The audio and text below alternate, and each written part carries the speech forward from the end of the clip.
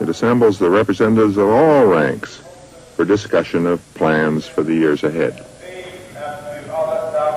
In speaking of the power of the modern corporation, an important distinction must be made.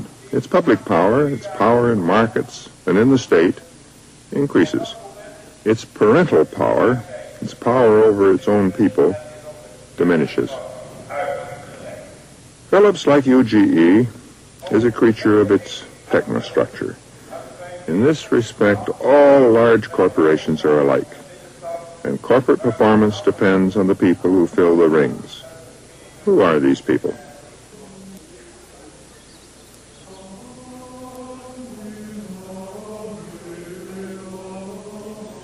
The corporate people are the new and universal priesthood, those who serve not the universal church, but the universal corporation. Their religion is business success, their test of virtue is growth and profit, their Bible is the computer printout, their communion bench is the committee room. Alcohol is under interdict as an intoxicant, but useful as an instrument of friendly intercourse and persuasion. Recreation is for regeneration of the business spirit. Sex is for better sleep. The Jesuits of this austere faith are the graduates of the modern business school. The Harvard men were the first of these orders, and they so remain. But now there are numerous subordinate orders. One trains here at a French business school, INSEAD, in the forest of Fontainebleau. The technostructure of the corporation is a design for drawing on the specialized knowledge of different fields of learning. In keeping with this, engineers work here with accountants, economists with marketing men, production men with those concerned with new product design. Though this is France, notice again the language that is used. English in a manner of speaking. Which has been a high growth factor now. Could they find a way? Well, that's just an absolute lot of crap. It's an illusion. The training is in group effort, and the word effort deserves emphasis. The corporation sets high store by work, long, intense hours, and a short life. And its seminaries do not favor the deeply reverenced leisure of the liberal university. They are places of business. Students work through financial negotiations, labor negotiations, follow out a decision tree. It's called role-playing, but no one thinks of it as play. We're certainly not taking that 153.60. 48. Should we push it down to 47.5 again? We'll certainly go to 47.5. I mean, I think that they've got to improve. They've got to be better than the other company, because the other companies... Learning is problem solving, and not an exercise in speculative theory. Following the original Harvard model, instruction is by the case method, practice in solving the kind of problems that all students hope they will soon be encountering in the executive suite. The moment you've all been waiting for, the results. Industry 1. The result, surprisingly little noticed in our time, is a race of men who are also greatly alike. They're not French, not English, not Belgian, but all slightly American. The corporation is their country. The first loyalty is to IBM, BP, Nestle, or most loyal of all to UGE.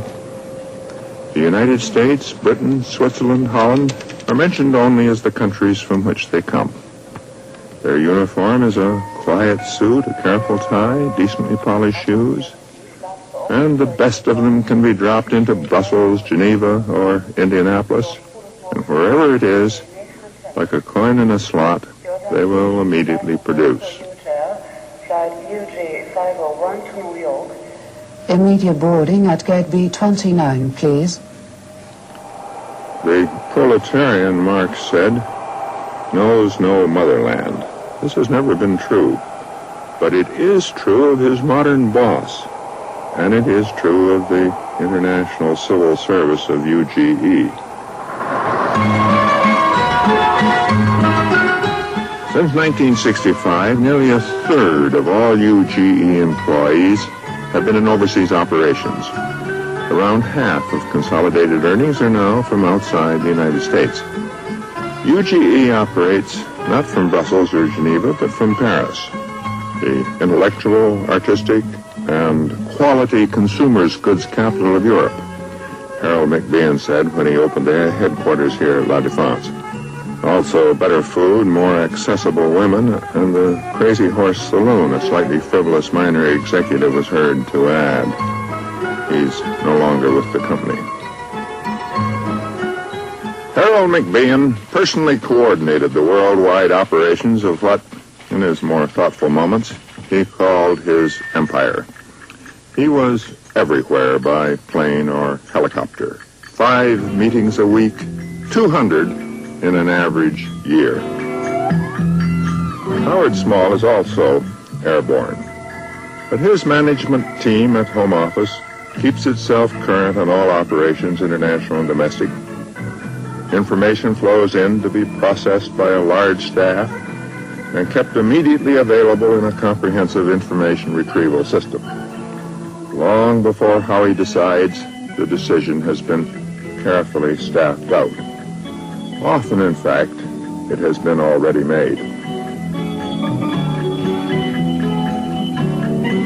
The modern multinational corporation is omnipresent. No place is too far away.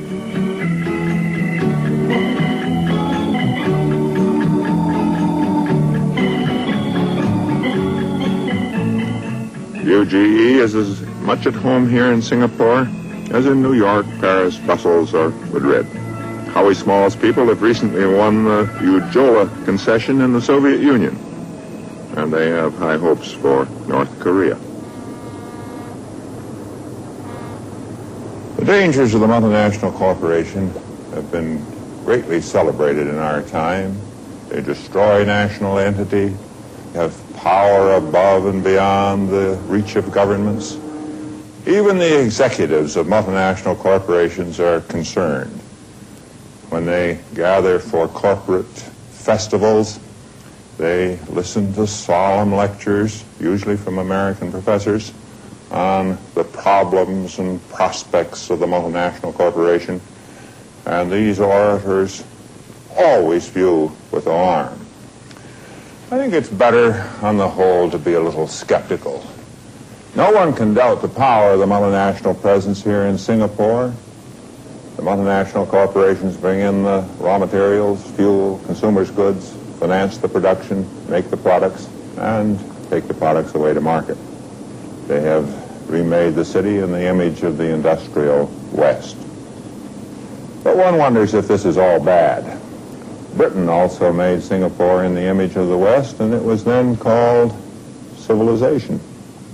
It also meant homogeneity, tennis, cricket, billiards, Scotch whiskey, the London Illustrated News. The impact of Phillips and Ford and Chase Manhattan is different, but who can say that it is worse? That the great multinational corporations can influence national governments is certain. But the power of the national corporation over national governments is usually greater, and that's something we shouldn't forget. Nor surely is the suppression of national entity, national identity, all that bad. Frenchmen, Germans, the British, all asserted their identity in the first half of this century, and the result was millions of people dead in the 2 wars.